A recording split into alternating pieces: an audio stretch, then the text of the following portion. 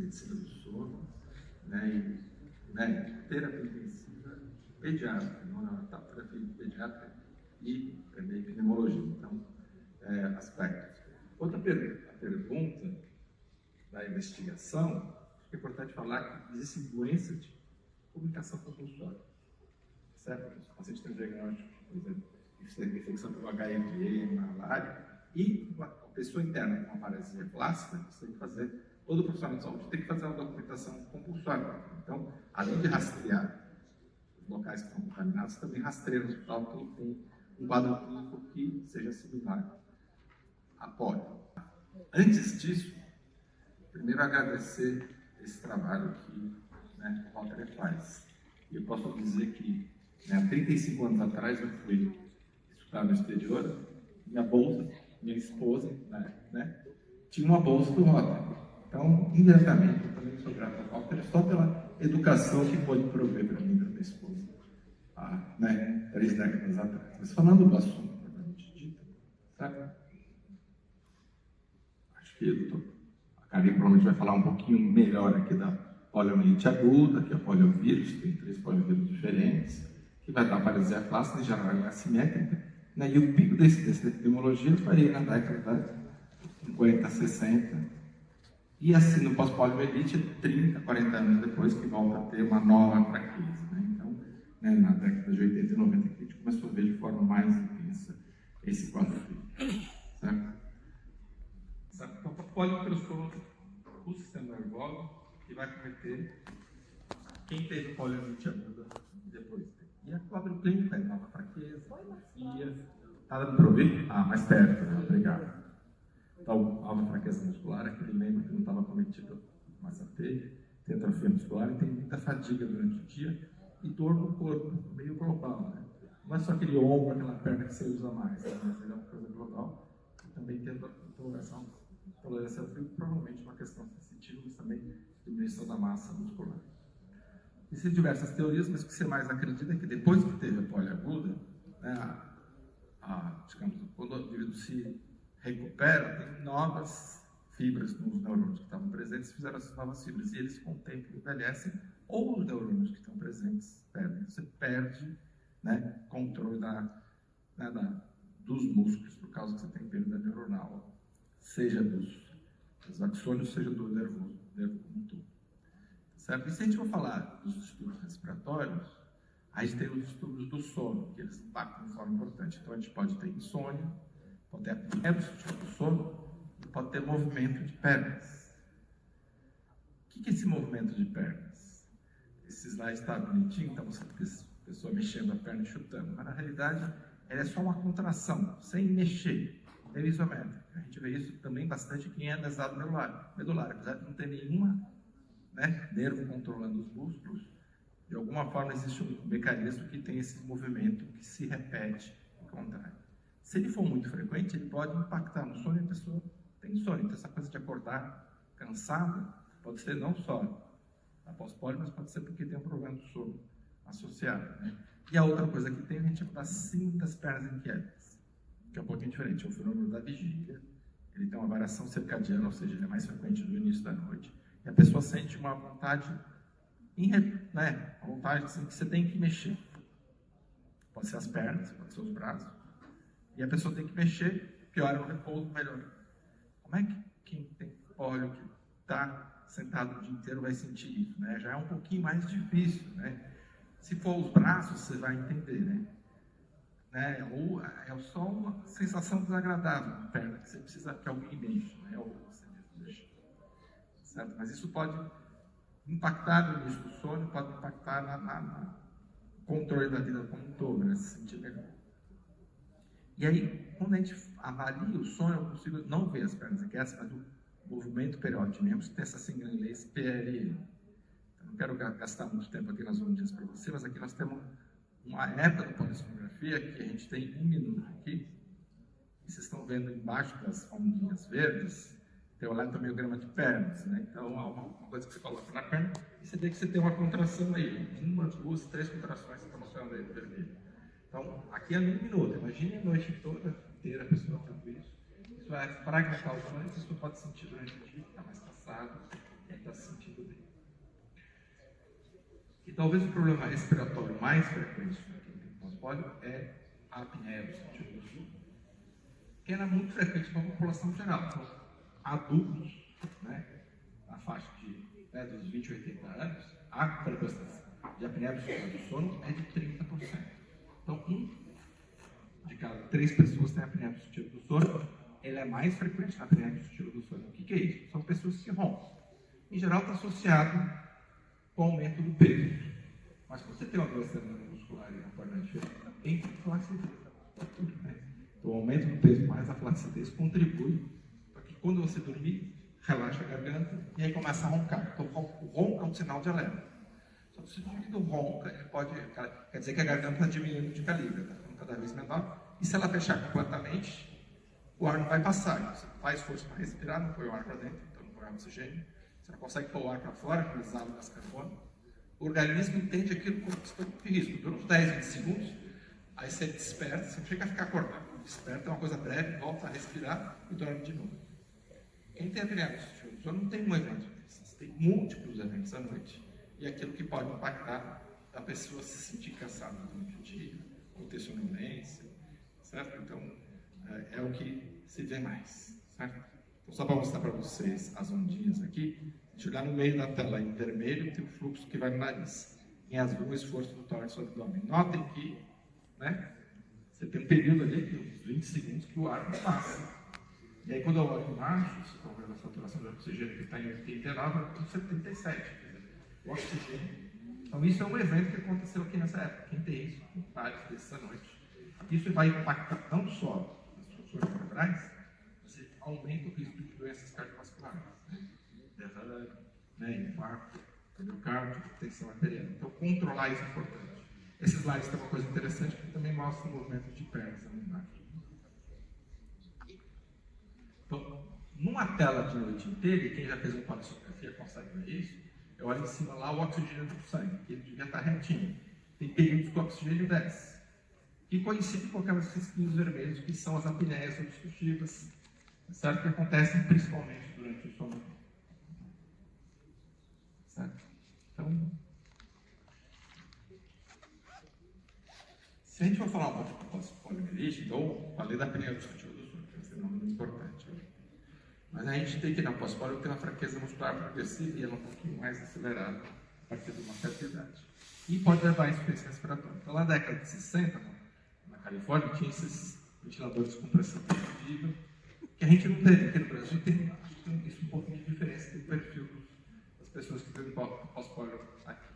E se tiver um comprometimento da musculatura da garganta, da deglutição, o indivíduo pode ter dificuldade de deglutir, que é a chamada disfagia.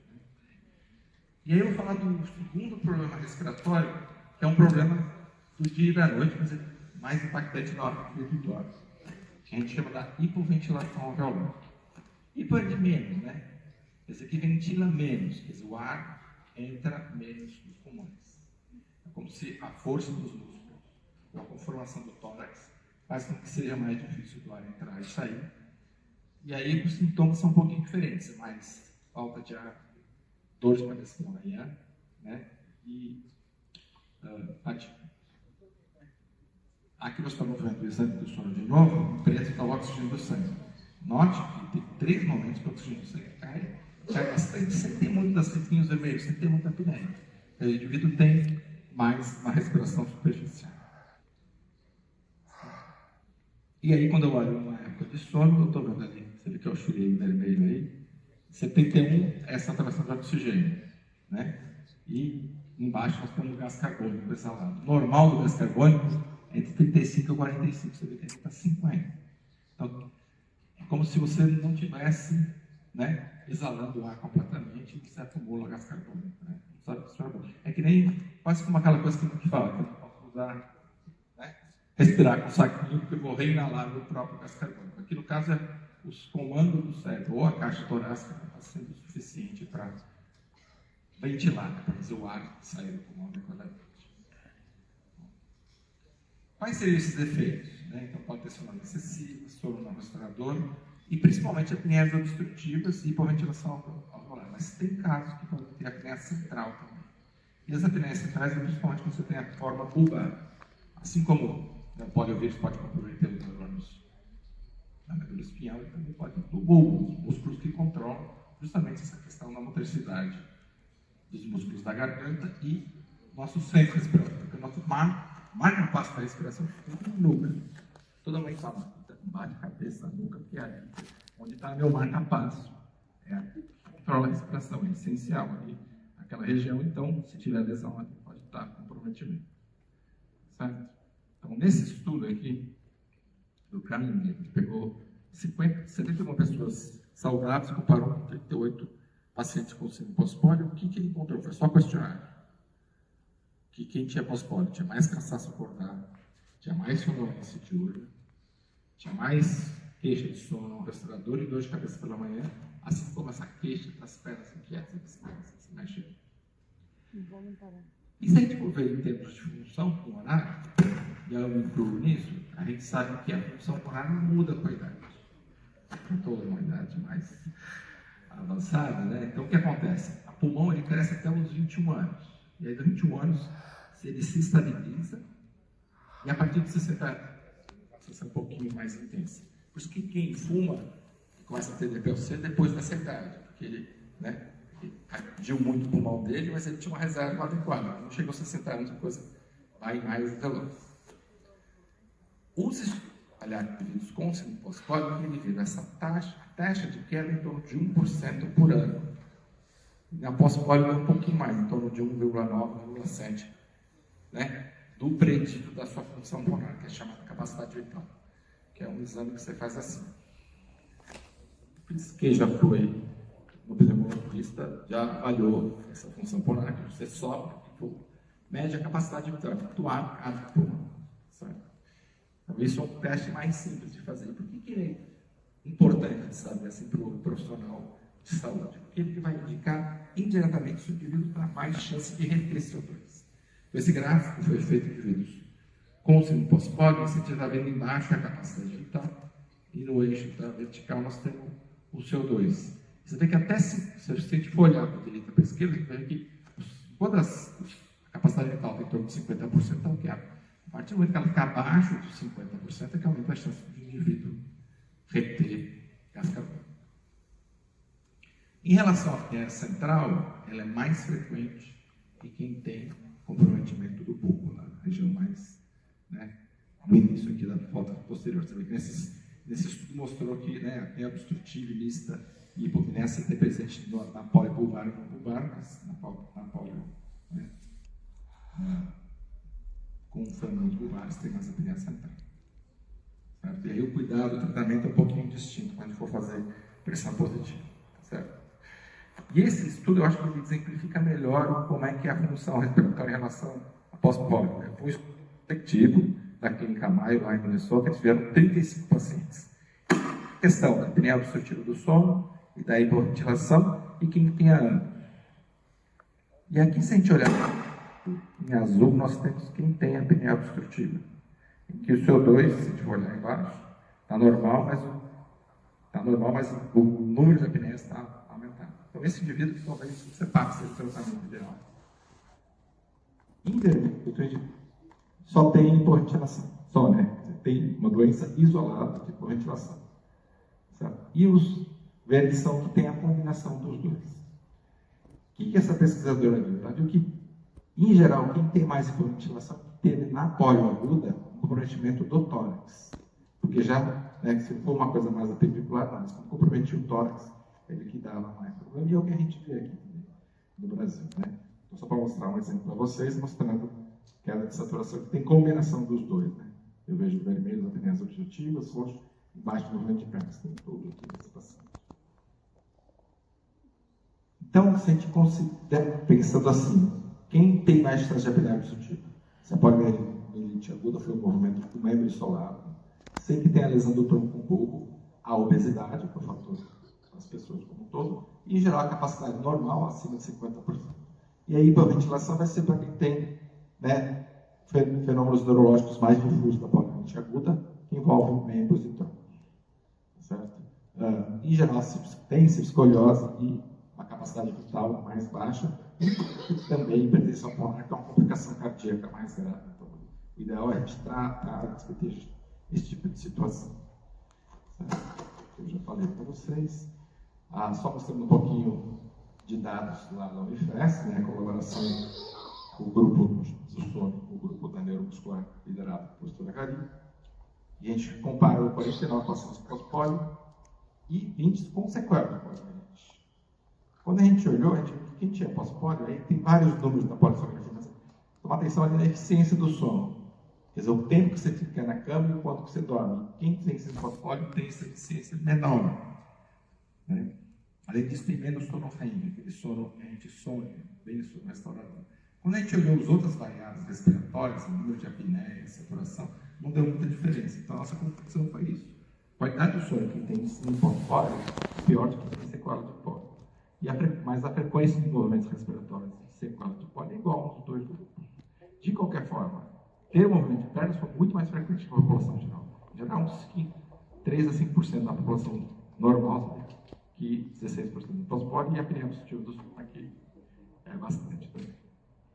E aí, para terminar, vou falar como é que trata os distúrbios respiratórios do sono. Todos eles vão... Porque, veja, se eu tenho asma, vou precisar tomar asma. Se a pessoa fumou a vida inteira, vai parar de fumar e tomar as medicações para controlar a doença pulmonar obstrutiva crônica. Mas, para quem tem apneia do sono e hipoventilação, em geral, o problema vai acontecer mais à noite. Então, a indicação vai depender do sintoma diurno e talvez do distúrbio noturno. E aí eu preciso de um exame objetivo para contribuir para isso. Um sintoma, então, ou fez um gás carbônico, medida de gás carbônico acima de 45 dias acordado, tem uma medida de força respiratória, que é a Max, a capacidade de dar menor de 50, e se a pessoa não consegue fazer isso, se não deu, um exame noturno, pode ser uma oximetria, uma polissonografia dessa fase domiciliar no laboratório, que indica que o oxigênio ficou baixo. Né? 88 por 5 anos. Se o indivíduo tem apneia obstrutiva do sono, o tratamento ideal para isso é o CPAP, aquela máscara com um circuito e um aparelho que visualmente ele é igual ao BiPAP, mas o CPAP dá uma pressão única a noite inteira. O indivíduo, sei lá, ele usa 10 centímetros de água, ele vai pôr no começo da noite, ele fica 10 a noite inteira. Qual que é a ideia? Ele, com aquela máscara vedada no rosto, vai fazer uma coluna de ar na garganta e vai ficar aberto.